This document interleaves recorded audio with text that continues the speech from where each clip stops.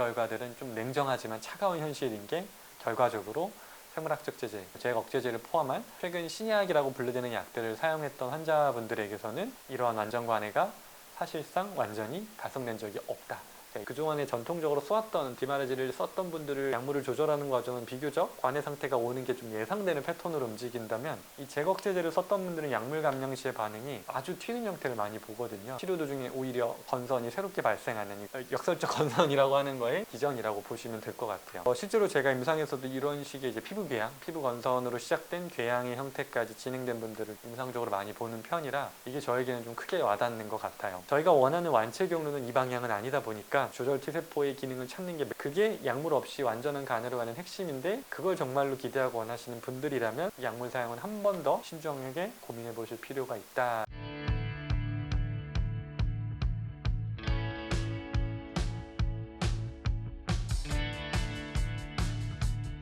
안녕하세요. 이배만의원 화준영 원장입니다. 오늘은 지난번 영상에서 다뤄봤던 생물학적 제재, 그리고 제거억제제라고 하는 좀 소분자 제재, 표적 치료제라고 조금 더 큰 틀에서 볼 수 있을 것 같은데, 이런 약물들 사용이 왜 위험한지, 그리고 어떤 것들을 주의해야 되는지에 대한 이야기를 오늘 한번 해보려고 하는데, 이 영상을 보고 계시는 분들은 대부분 약물이 없는 완전 관해 상태를 목표로 하는 분들이 많으실 텐데, 그런 분들에게는 특히나 이 약물들 사용이 조금 더 신중해야 되는 이유가 어떤 건지를 조금 더 기전을 한번 살펴보려고 하는데요. 현재 기준으로는 신약이라고 분류되는 종류이다 보니까 통증이 확 줄어드는 효과들이 실제로 잘 맞는 분들에게는 꽤 드라마틱한 효과를 나타내고 있다 보니, 이 뛰어난 효과에 우리가 매료되다 보니 이제 위험성을 좀 간과하는 경향이 있는 것 같아서 그 부분을 한번 이야기해 보려고 하는데요. 일단 병원에서도 이 약들을 권장하면서 여러 주의사항들을 당연히 설명을 해주셨을 건데, 우리는 그것보다는 당장 이 통증을 어떻게 없애주는지에 대한 거에 집중을 해보면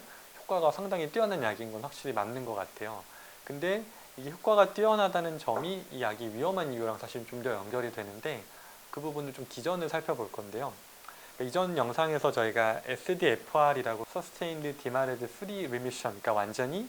약물이 없는 상태에서 생물학적 제재를 포함한 약물이 완전히 없는 상태에서의 완전 관해 상태를 목표하는 게 영상을 보시는 분들일 텐데, 그런 분들에게는 현재까지 연구 결과들은 좀 냉정하지만 차가운 현실인 게 결과적으로 생물학적 제재, 즉 생물학적 제재라는 제약억제제를 포함한 최근 신약이라고 분류되는 약들을 사용했던 환자분들에게서는 이러한 완전 관해가 사실상 완전히 달성된 적이 없다. 0%라고 좀 강하게 설명을 드렸는데 실제 연구 결과가 그렇다 보니까 오늘은 그 이유를 좀 더 살펴볼 텐데요. 먼저 일단 생물학적 제재라는 약물들의 기전을 좀 살펴봐야 되는 게, 이거의 문제는 일단 첫 번째로 염증을 억제한다에 더 나아가서 그 조절 T세포라고 불리는, 즉 면역계의 조절자를 건드린다는 점인데요. 환자분들은 약의 효과가 빠르다 보니까 그냥 단순히 염증 억제하는 약이라고 생각하고 계신데, 틀린 말은 아니지만 기전상으로는 조금 더 많은 부분들이 있는데요. TNF-알파라는 물질이 뭔지를 좀 살펴보면, TNF-알파는 단순하게 염증을 일으키는 물질이 사실 아니거든요. 얘는 정확하게는 면역계의 좀 균형을 조절하는 역할, 조절자 역할도 동시에 이 TNF-알파가 하게 되는데, 이 조절자를 건드려 버리게 되면 문제가 억제한 경로만 줄어드는 게 아니라 면역기 그 전체의 균형이 좀 흔들리고 재조정, 재편된다라는 점인데요. 좀 비유를 들어보면 이런 건데, 강이 이렇게 댐으로부터, 수문으로부터 물이 쭉 흘러가고 있다라고 할 때, 강이 딱 수문을 막아버리면 물이 흐르지 않으니까 물이 일시적으로 딱 마른 것처럼 보여요. 근데 이제 문제는 수문 하나가 막혔을 때 물은 이 막힌 수문을 뚫지 못할 때는 다른 경로를 찾게 되거든요. 즉 그러니까 새로운 물길이 생긴다는 건데, 어딘가는 물이 완전히 흘러 넘쳐버리고 어디는 완전히 말라버리는, 즉 갑자기 없던 범람이 다른 곳에 생기고, 원래 우리가 목표했던 곳은 잘 말랐으나 새로운 곳에 이런 범람이 생겨버린다는 거죠. 생물학적 제재가 하는 기전이 좀 비슷해요. 좀 구체적으로 살펴보면 TNF-알파 억제제, 좀 기전을 살펴봤을 때 TNF-알파는 염증을 좀 일으키는 물질이기도 하지만 동시에 좀 다른 역할 중에 하나가, 요 기전을 좀 살펴보면 우리 몸에서 피부에서 어떤 자극이 들어왔을 때 피부의 요 수지상 세포, 덴드리틱 셀이라고 하는 애들이 인터페론 알파라고 하는 물질을 생산하면서 이게 피부의 염증 반응을 유발하는 경로가 하나가 있어요. 이 경로를 여기 노 매츄레이션이라는 게 TNF 알파가 이 경로를 이제 억제하는 효과를 나타내거든요. 피부의 수지상 세포들이 과도하게 인터페론 알파를 과잉 생산하지 않도록 억제하는 역할을 이 TNF 알파라는 물질이 한다는 거죠. 근데 이 TNF-알파라는 물질을 차단해버리면 피부에 수지상 세포의 성숙이 원래는 이걸 막아야 되는데 이 성숙이 억제되다 보니까 이 결과로 얘가 만들어내는 인터페론 알파가 오히려 과도하게 증폭되면서 이로 인한 피부 반응들이 염증 반응으로 오히려 독립적으로 피부 염증 반응을 일으키는 경우들이 생기는데 이게 실제로 항 TNF-알파 치료를 받는 환자분들 중에서 한 2에서 5% 정도에서 치료 도중에 오히려 건선이 새롭게 발생하는 이걸 역설적 건선이라고 하는 거의 기전이라고 보시면 될 것 같아요. 실제로 이런 연구들이 좀 많이 증례 보고들이 있는데요. 보시는 것처럼 피부 발진들의 형태가 전형적인 건선이랑은 약간 다른 패턴이기는 한데 피부 양상들이 이제 역설적으로 건선이 나타나고 조직학적으로도 전형적인 건선의 피부 반응을 보여주는 것들을 이렇게 볼 수 있는데 실제로 제가 임상에서도 이런 식의 이제 피부 궤양, 피부 건선으로 시작된 궤양의 형태까지 진행된 분들을 좀 임상적으로 많이 보는 편이라 이게 저에게는 좀 크게 와닿는 것 같아요. 또 하나는 이 TNF-알파 억제를 하게 되면 인터루킨 23 경로를 탈억제한다라고 했는데 인터페론 알파로부터 이 C 덴드리틱 셀이 활성화되면 인터루킨 23이라는 게 분비가 되면서 그게 TH17 면역 조절 세포 중에 하나인데 TH17을 활성화시키는 경로를 인터루킨 23이라고 하는 사이토카인이 조절하는데 이걸 이 TNF-알파가 조절해주지 못하다 보니까 인터루킨 23의 억제가 탈억제되면서 과잉 분비가 되는 거죠. 그러면 이게 이제 잭2 경로를 활성화시켜서 스탯3 경로가 활성화되면서 TH17이 과도하게 활성화되고 이로 인한 인터루킨 17, 인터루킨 22, 그러니까 이 전형적인 건선과 이전 영상에서 다뤘던 그 사이토카인들이 과분비되면서 피부 염증을 유발하는 경우들이 또 있는 거죠. 또 하나의 문제는 TNF-알파를 차단하게 되면 TH17 면역 반응이 유도가 되다 보니까 이 TH17이 과도하게 유도되는 이건 반대로 우리가 특히 자가면역전에서 아주 중요하게 이야기하는 Treg 세포의 활성도를 하향 조절한다라는 게 TH17의 그 밸런스에서 제가 많이 강조드렸던 건데 TH17이 과도하게 될수록 Treg 셀은 떨어지는 이 밸런스의 붕괴가 생긴다는 거죠. 그러니까 결과적으로는 염증을 막으려고 즉 면역을 억제하기 위해 사용한 이 약이 우리가 치료에 중요한 면역 관용의 핵심 역할을 하는 Treg 셀까지 줄여버린다는 이런 역설이 발생하는 거죠. 정리해보면 TNF-알파를 막게 되면 인터페론 알파라는 물질이 새롭게 열려버리고 그 물질을 통해서 인터루킨 23, TH17 같은 물질이 또 연장돼서 연결이 되고 그로 인해서 Treg는 줄어드는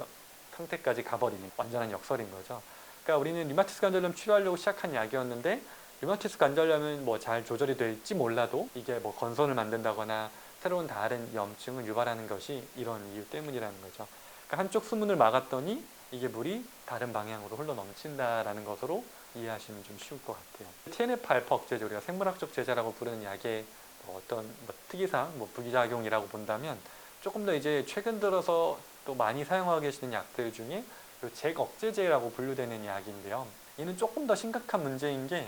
TNF-알파 억제제는 상대적으로 세포 바깥을 조절하는 약이었다면 이 잭 억제제는 이 세포 안으로 들어와서 세포 안에서 문제를 좀 유발한다는 점인데 TNF-알파 억제제와 달리 얘는 실제로 세포 안에서 신호 전달 경로 자체를 차단하는 약이거든요. 아주 편리하고 효과적이지만 그 강력함이 좀 더 위험한 이유인데 주로 이제 현재 류마티스 치료에 사용되는 잭 억제제들 보면 토파시티닙, 바라시티닙, 오파다시티닙, 티닙이라는 이름으로 끝나는 성분인데요. 약물 이름으로는 림버크, 올루미언트 또는 지셀리카 같은 약물들로 많이 알려져 있는 약물 이름으로는 이런 이름이고 성분으로는 이런 성분이다라고 보시면 될 것 같아요. 현재 많이 사용되는 잭 억제제들은 주로 타입 1 억제제로 분류되는 약들인데 이 약들은 그 잭 효소, 그러니까 활성화된 상태에 직접 결합해서 얘네들 신호 자체를 차단하는 역할을 하는 약물들이에요. 여기까지는 이 약물의 의도니까 괜찮다라고 보는데 문제는 이 타입 1 잭 억제제는 잭의 신호 전달을 막는 동시에 또 하나가 잭 효소 자체의 유비큐틴화를 막고 또 하나는 분해를 함께 막아버린다는 건데 이게 무슨 말이냐면 잭의 신호 전달을 막는 동시에 이 잭 물질들이 효소 자체가 유비큐틴화라는 게 쉽게 말하면 분해되는 과정이라고 보시면 돼요. 기능을 다하면 분해되는 형태가 있는데 그 과정도 막아버려서 분해도 되지 않고 사용되지도 않은 상태로 머물게 한다는 거죠. 결과적으로 그러면 인산화된, 그러니까 즉 잭은 원래 인산화된 상태에서 유비큐틴화 되면서 이렇게 분해돼서 다시 돌아와야 되는데 인산화된 잭이 세포 안에 계속 축적되는 현상들이 나타나는 거죠. 신호는 차단됐다 보니까 막혔으니 겉으로는 조용해 보이지만 이 안에서는 이게 누적되듯이 스프링처럼 아주 압축되는 형태로 계속 쌓인다라는 거죠. 그럼 이렇게 쌓였던 물질이 약을 끊는 순간 어떤 일이 벌어질지를 예상을 해보면 축적된 인산화된 잭, 그러니까 피잭이라고 하는 물질들이 한꺼번에 억제가 풀리면서 스텟 단백질이 완전히 폭발적으로 활성화되는데, 이게 하나의 경로가 아니라 수십 가지의 사이토카인 경로를 동시에 활성화시켜 버리거든요. 저는 수로에 많이 비유하는 게, 이 제거제제는 다른 약물들과 달리 약물의 그 면역 염증 반응의 상단을 막아놨다 보니까 수로를 막았던 걸 풀었을 때 원래의 경로만 활성화되는 게 아니라 원래의 경로 이외의 경로들까지 동시다발적으로 한 번에 물이 쏟아져 나오면서 원래 활성화되지 않았던 경로들까지 동시에 아주 강한 강도로 활성화시킨다는 게 이 약물을 줄이는 데 가장 어려운 거죠. 그래서 8번 제거 억제제를 복용했던 환자분들을 실제로 연구를 해보면 NK세포라고 하는, 암에서도 많이 이야기하고 면역 과정에서 조절 역할을 많이 하는 애들인데, 이 세포를 분석해보니까 약물을 중단한 후에 일반적으로 메토트렉세이트 복용했던 환자분들이랑 비교해보면 아주 매우 강한 친염증성 반응이 아주 즉각적으로 나타났다는 연구들이 많이 알려져 있고요. 그 중에서도 특히 그 인터페론 경로가 아주 폭발적으로 활성화되는, 인터페론 알파, 감마를 다 포함해서 여러 인터페론 경로가 아주 폭발적으로 활성화되었다라는 게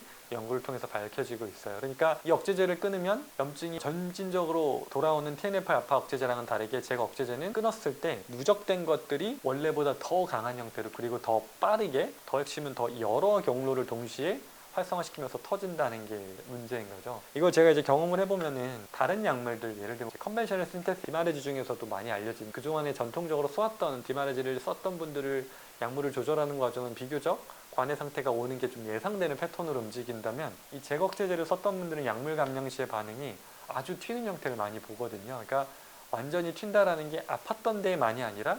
새로운 염증 반응, 그러니까 새로운 관절 또는 새로운 부위로 이게 막 퍼져나가는 형태들을 많이 봐서 아주 위험하게 약물 감량이 참 어려운 약물 중에 하나다라는 걸 최근 들어서 많이 느끼고 환자분들께도 설명드리고 있는 약물 중에 하나예요. 더 문제는, 이게 복용 중에 또 하나의 문제가 뭐냐면, 단순히 이 축적되는 반응뿐만 아니라 TH1, 2를 제가 이전 영상에서도 많이 다뤘던 면역계 밸런스 과정에서 아주 중요한 서로 견제를 해야 되는 조절자들인데, 지휘관 중에서도 알레르기를 주도하는 애들이랑 세포독성 반응을 주도하는 애들이 좀 차이가 있는데, 이 TH1과 2의 불균형을 더 유발한다는 건데, 끊을 때만이 문제가 아니라 복용 중에도 이런 문제를 유발하는 건데, 대표적으로 토파스티닙이라는 성분은 잭1이라는 잭3 경로 두 가지를 다 억제를 하는 약물로 알려져 있는데, 이 억제를 통해서 TH1, 주로 인터페론 감마를 메인으로 하는 TH1 반응을 억제하다 보니까 인터루킨 2, 4, 7, 9 여러 경로를 동시에 억제하는데, 바라스티닙이라는 약은 잭1이랑 2 경로를 억제하면서 인터페론 감마, 6 이런 경로들을 억제하는데, 문제는 이게 특정 경로 하나를 딱 차단하게 되면 이게 차단하지 않은 경로가 상대적으로 우세해지는, 그러니까 TH1을 막으면 TH2가 상대적으로 올라간 이런 반응들을 띠는데, 이 결과가 아토피 영상 다뤘던 것을 자세히 설명드렸다니까 참고하시면 좋은데, 그 결과랑 연결해서 아토피성 피부염이나 호산구 우위 패턴의 여러 알레르기 반응들이 많이 나타나는 경향성을 띈다는 거죠. 그래서 이거는 약물을 중단했을 때의 반응이 아니라 약물을 사용하는 중에도 이런 반응들이 나타날 수 있다는 위험성이 있는 거죠. 이게 좀 역설적 반응, 이게 패러독시컬 리액션, 제가 이렇게 설명하는 게, 하나의 면역 질환을 치료하는 동안 다른 면역 매개 질환이 또 발생하는 현상들이, 실제로 아토피 치료하면서도 요즘은 이 제거제제를 쓰다 보니까 아토피 치료 중에 갑자기 건선이 발생한다거나, 건선을 치료하면서 이 약을 썼는데 염증성 장질환이 발생한다거나, 또는 갑자기 있던 루푸스가 막 악화되는 형태로 나타난다거나, 류마티스 관절염이 새롭게 발병한다거나, 이런 경향들이 아주 대표적인 예라고 볼 수 있는 거죠. 그래서 이런 제거 억제제를 사용하게 되면 이런 친염증성 사이토카인이 분명히 억제된 효과가 매우 뛰어난데, 그 과정에서 이런 면역계 불균형이 회복되는 게 아니라 오히려 더 악화되는 현상들을 유발할 수 있다는 점이 또 하나의 위험성. 그리고 가장 핵심은 사실 이건데, 저희가 이전 영상에서 많이 강조했던 조절 T세포, 레귤레이터 T셀의 활성도도 같이 억제된다는 점인데, 이 T레그셀은 정말 자가면역질환 치료에서 계속 강조할 수밖에 없는 매우 중요한 세포인데, 얘는 이제 면역세포들이 자기 자신을 공격하지 않도록 좀 브레이크를 걸어주는 역할을 하는 애들인데, 자가면역질환을 완치라는 걸 기대하려면 얘를 꼭 살려내는 데 집중을 해야 되거든요. 근데 이 유일한 경로가 이 약물을 통해 억제될 수 있다는 거죠. 특히 이 잭 억제제는 인터루킨 2, 잭1, 스탯5 경로, 이 신호 경로를 억제하는데, 이게 T레그셀이 살아있고 기능하는 아주 필수적인 생존 신호거든요. 그러니까 이 신호를 억제하다 보니까 동시에 T레그도 당연히 억제될 수밖에 없는 게 이 약물의 딜레마인 거죠. 근데 이제 중요한 건 그러면은 이 억제했으니까 억제했던 걸 풀면 그래도 트리그셀이 살아날 수 있지 않을까라고 생각을 했는데 어떻게 되냐면 이게 참 신기한 연구 결과인데 약을 끊으면 아까 말씀드렸던 인산화된 피잭에 의해서 조절 T세포가 먼저 살아나주면 좋은데 그게 아니라 이펙터 T셀이라고 하는 염증을 일으키는 이 세포들이 먼저 폭발적으로 재활성화되고 트리그가 회복되기 전에 이 이펙터 T셀들이 이걸 다 먹어버린다는 거죠. 그래서 오히려 면역 관용이 브레이크가 아직은 전혀 발동되지 않는 상태에서 엑셀이 먼저 밟혀버리는 이런 형태로 아주 친염증성 사이토카인의 활성도가 훨씬 더 높게 약물 중단 시에 나타난다는 게 이 약물의 무서움인 거죠. 이걸 좀 기전적으로 뒷받침하는 임상 데이터를 좀 살펴보면 이게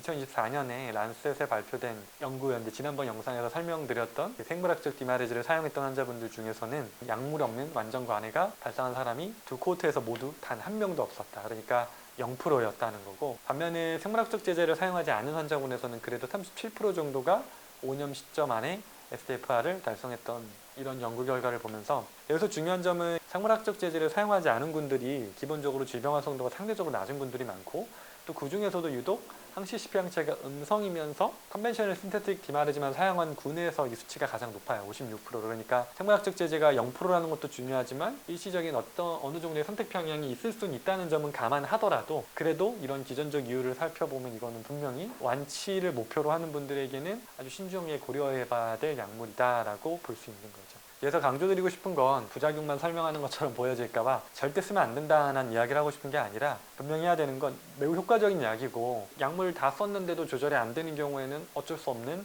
선택지일 수는 있으나 예를 들면 관절 손상이 너무 급격하게 진행되고 있고 뭐 장기 침범으로 진행되면서 기존 치료에 반응이 전혀 없다라면 어쩔 수 없는 적절한 선택일 수도 있겠지만 아직 치료 초기에 너무 빠르게 약물을 늘려서 그냥 억제하려고 하는 방식보다는 특히나 약물을 완전히 끊고 완치를 하는 걸 목표로 하는 분들이라면 이걸 사용하는 거를 시작하시기 전에 진지하게 좀 고민해 보실 필요 있다라는 내용을 꼭 전달드리고 싶었고요. 이게 단순하게 면역 억제라기보다는 면역계의 조절 경로를 통제한다는 건, 즉 건드려 버린다는 건 눌러있던 건 끊으면 그냥 원래대로 돌아올 수 있는 가능성이 높지만 경로를 막아버렸을 때는 우회하는 경로가 생기면서 면역계의 균형이 완전히 다시 재편된다, 즉 재조정되는 과정이 중단했을 때 그 재조정된 과정이 폭발적으로 터져나오면 원하지 않았던, 원래 예상하지 않았던 경로들이 활성화되는 아주 어려운 양상으로 넘어가는 경우들을 워낙 제가 치료하면서 임상에서 많이 보다 보니까 다른 약물들보다 이 잭 억제제로 분류되는, 특히 최근 들어서는 이 약물을 사용했던 분들이 치료 반응이 참 어려운 걸 많이 경험해요.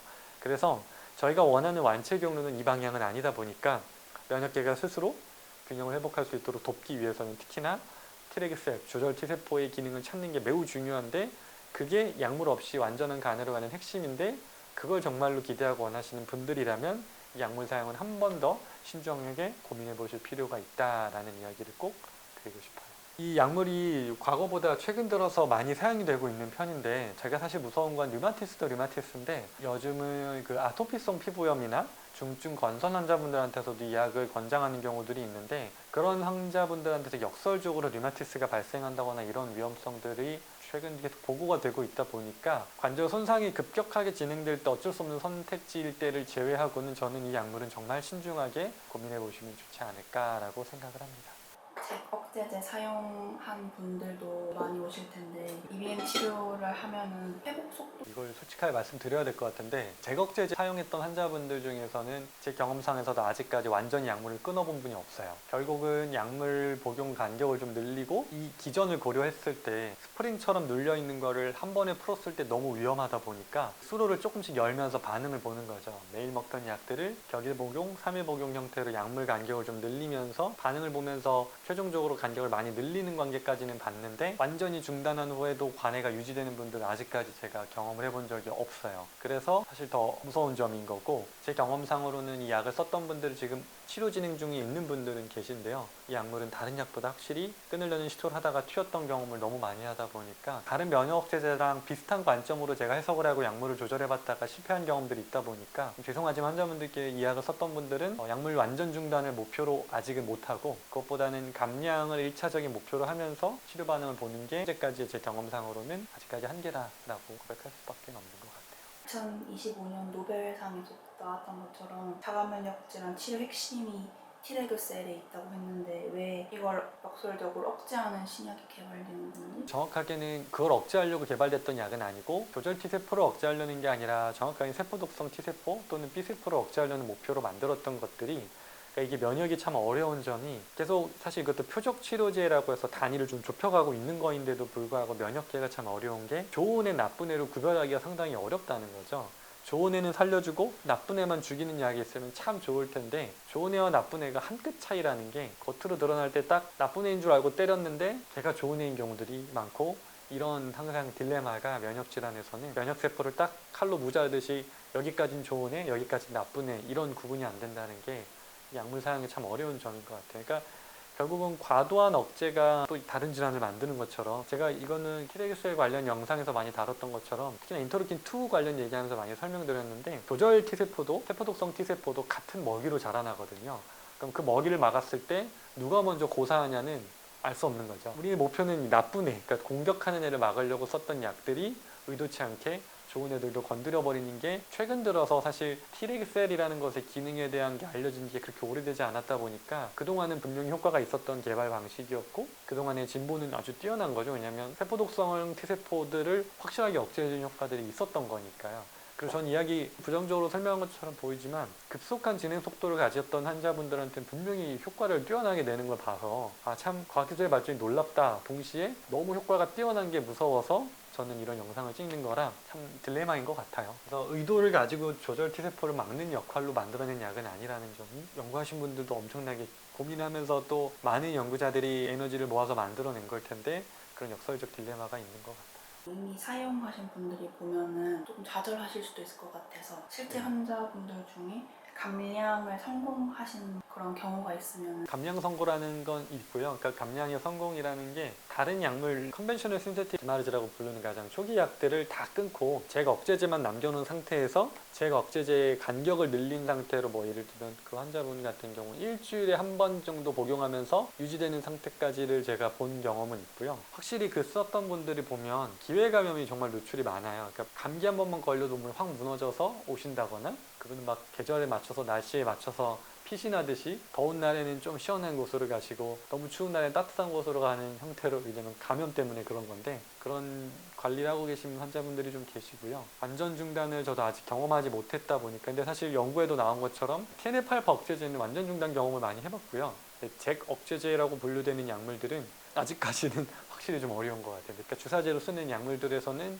완전 중단 후에도 안정적으로 회복된 분들을 많이 보고 있습니다. 환자분들이 용어를 많이 헷갈리시는 것 같아서 잭 억제제는 소분자제제라고 분류되는 약이고 TNF-알파 억제제는 생물학적 제제로 분류되는 약인데, 생물학적 제제는 저희가 치료상에서 중단을 안전하게 해본 경험들이 있는데 잭 억제제는 아직까지는 완전 관해 상태를 본 적은 없다라고 고백해야 될 것 같아요. 그래서 최근에 이제 치료 시작하는 분들 중에 지금 이제 반응을 잘 줄여가고 계신 분이 계시거든요. 그분이 이제 좀 좋은 선례가 되어주셨으면 좋겠고, 저희 같은 사실 로컬에서 제일 어려운 점은 대규모 연구를 할 수 없다 보니까 그 한 분 한 분의 사례가 저도 공부가 되고 또 그분들의 몸을 관찰하면서 계속 저도 보는 건데, 울미언티 같은 약물들이 상대적으로 감량이 그래도 조금 더 용이한 걸 보고 림버크가 참 어려운 약이라고 많이 느끼긴 하는데, 어쨌든 그런 사례들을 좀 쌓아가려고 하는 거고, 환자분들에겐 죄송하지만 제가 확신을 가지고 무조건 줄 수 있습니다라고는 이 약은 좀 하기 어려운 약 중에 하나인 것 같아요. 이런 기전들 때문에 특히나 더 그런 것 같아요. 제가 제일 걱정하는 게 이 잭 억제제를 썼던 분들이 Potential Mechanism for Major Adverse Cardiac Event라는 게 심장 반응으로 오는 경우들이 있거든요. 실제로 제가 경험한 분 중에서는 일시적인 심정지 후에 다행히 응급처치를 잘 받으셔서 살아나셨는데, 이런 환자분들을 저는 좀 보다 보니까 줄이는 과정이 전혀 아니었고요. 저희한테 오시기 전에 치료 전에 이제 기록을 보다 보니 과거에 심정지 기록으로 해주셔서 어떻게 되셨냐 했더니 이런 일이 있었다 하는데, 당연히 이 약 때문이라고 그런 얘기는 안 하지만 사용력을 봤을 땐 저는 이쪽 때문이라고 의심을 하고 있는데, 그런 경험을 이제 저는 과거력으로 보다 보니까 이 약물 줄이는 게 더 두려운 거죠. 사실 리바운드가 어떻게 나타날지 모르는 상태에서 그럼에도 시도를 좀 안전하게 해본 방식들이 이렇게 감량 기간을 매일 먹던 걸 이틀에 한 번, 3일에 한 번 형태로 감량을 시도하면서 최종적인 중단까지 볼 수 있도록 해봐야 되는 것 같아요. 이런 영상을 찍는 이유가 계속 환자분들 통해 공부하게 되는 것들이 많거든요. 배우고, 이런 약물들이 과거에 많이 썼지 않았던 약들이다 보니까 약물의 기전보다도 부작용 기전 같은 경우도 계속 뒤에 따라서 나오는 것들이다 보니까 계속 공부를 하고, 이런 약물의 부작용을 공부하는 이유는 이걸 막 부정하려고 하는 게 아니라 저는 어찌됐던 그 부작용을 대비하고 부작용을 완화시킬 수 있는 방향을 고민하다 보니까 이런 공부들 계속하고 연구 자료들을 찾게 되는 거라, 제가 말씀드리고 싶은 건 이런 약을 썼던 분들은 포기하세요라는 이야기가 아니라 최대한 안전한 방식으로 줄일 수 있도록 계속 저도 노력하고는 있으나 한계가 많다는 걸 솔직하게 고백하고, 그럼에도 포기하지 않고 할 수 있는 방법들을 찾기 위해서 이런 연구들을 저도 찾고 계속 공부하는 거니까요. 대신에 환자분들도 조금 더 의지를 가지고, 특히 이 약물을 썼던 분들은 좀 어렵다라는 걸 감안하고 부정적인 마음보다는 긍정의 마음을 가지고 할 수 있는 현실적인 조치들 해보셨으면 좋겠다, 이 얘기를 꼭 하고 싶은 게, 최근 들어 치료가 길어지는 분들이 많아요. 특히나 이 약물을 썼던 분들은 치료 반응이 예상보다 훨씬 길어지고 또 불편한 경우들이 많은데, 환자분들 입장에서 1년 이상 치료를 하는데도 아직까지 약물을 못 줄이고 그러면 답답하실 것 같고, 그 마음은 저도 너무 이해가 되는데, 제가 뭐 다 완치를 무조건 100% 시켜드립니다라고 보장을 해드리고 싶으나 항상 죄송한 마음들이 있는데, 그럼에도 죄송합니다로 끝내는 게 아니라 할 수 있는 방법을 저도 계속 찾고 있다는 걸 꼭 말씀드리고 싶고요. 찾고 있다는 게 찾을 수 있습니다라고 전 생각하고 하고 있는 거니까 같이 고민해 주시고 공부해 주시고, 이런 설명을 제가 길게 드릴 수 없다는 점들을 이런 영상을 통해 항상 대체하려고 하니까, 제가 억제제 쓰는 분들은 꼭 이 영상을 한번 보시고, 아 이래서 이런 약이 어렵구나, 하지만 포기하지 않고 같이 방법을 저랑 꼭 찾아가실 수 있도록 지치지 않고 긴 치료 기간을 좀 버틸 수 있는 동력이 되셨으면 좋겠고요. 또 저희가 여기서 하는 치료들이 거의 그런 것 같아요. 또 극희귀 질환이라고 분류되는 질환들의 사례를 제가 공유 드리는 게, 병은 다르지만 그런 사례를 통해서 아 내가 그런 첫 번째 사례가 될 수 있도록 같이 힘을 내보셨으면 좋겠다, 이야기를 꼭 드리고 싶습니다. 같이 힘내서 잘 이겨내 보시면 좋겠습니다. 자가면역 질환에 대해 더 많은 정보가 궁금하시다면 EBM TV의 구독, 좋아요, 알림 설정 해주세요.